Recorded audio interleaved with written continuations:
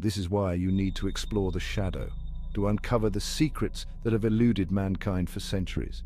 From ancient rituals to forbidden texts, the world of the occult is shrouded in enigmatic allure. What if I told you that within the shadows of history lies a realm teeming with arcane wisdom and esoteric knowledge? A place where the lines between reality and the supernatural blur, beckoning the curious and the brave. Join us on the Tristan channel as we delve into the cryptic past, unveiling stories of secret societies, mystical traditions, and the arcane practices that have shaped our world. Discover the hidden symbols etched into the fabric of our history and the powerful relics that hold untold power.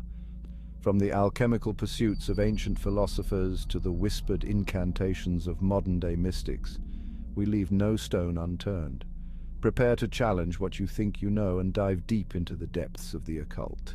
Because sometimes the truth is stranger than fiction, and the shadows they hold more than just darkness. Subscribe and be part of this extraordinary exploration, the Tristan channel, where the hidden becomes revealed.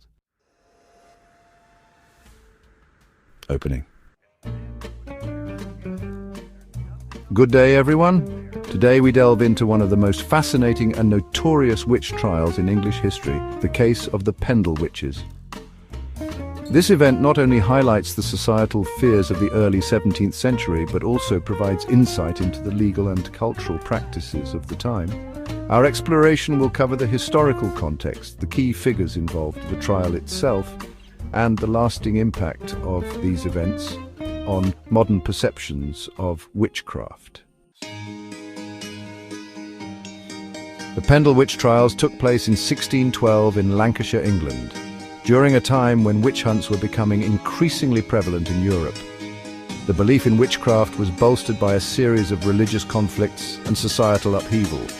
The Protestant Reformation had heightened tensions, and fear of the devil and his minions was widespread.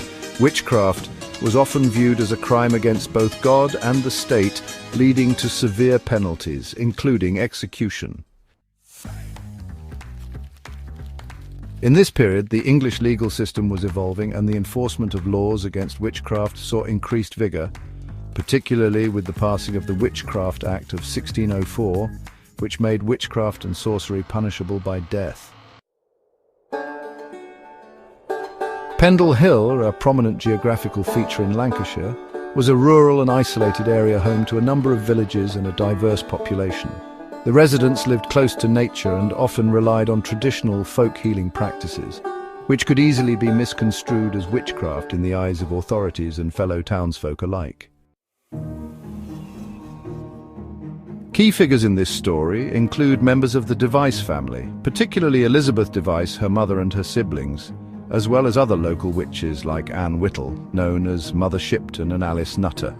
These women, along with a few others, would face accusations leading to one of the most famous trials in British history. The catalyst for the arrests occurred in March 1612 when a local gentleman, Roger Nowell, reported a case of witchcraft. An incident involving a family member of Elizabeth Device who believed she was bewitched led to a police investigation. Following this, Elizabeth and some of her associates were arrested on charges of witchcraft. The accusations against Elizabeth and her associates were not merely based on hearsay. They included claims of cursing, bewitching livestock, and even plotting murder through magical means. The conflict between the rural population and the rising authority of the local gentry contributed to the hostility that led to these accusations. The Pendle witch trials began in August 1612, taking place at Lancaster Castle, a site steeped in history. The trial proceedings were indicative of the judicial practices of the time, characterized by public hearings, testimonies riddled with fear, and questionable evidence. The accused were subjected to grueling interrogations, and historic methods, such as the swimming test, were employed to determine guilt. 17 individuals were charged, with some facing remarkable odds during the trial. Elizabeth Device and her brother James were among those who were found guilty. Although the evidence was often circumstantial or based on confessions obtained under duress, the atmosphere of fear and suspicion surrounding witchcraft ensured a conviction. Ultimately, 10 of the accused were sentenced to death, with the execution taking place later that year. The fate of the Pendle witches became emblematic of the hysteria surrounding witchcraft in England. The Pendle witch trials stand as a significant moment in England's history, illustrating the dangers of superstition and mass hysteria. The trials contributed to a broader narrative about witch hunts in Europe, serving as a cautionary tale about the consequences of scapegoating and social panic. In the centuries that followed, the Pendle witches would be romanticized and mythologized in literature and popular culture. They have become subjects of numerous books, plays, and television shows, reflecting society's continuing fascination with the themes of power, fear, and justice.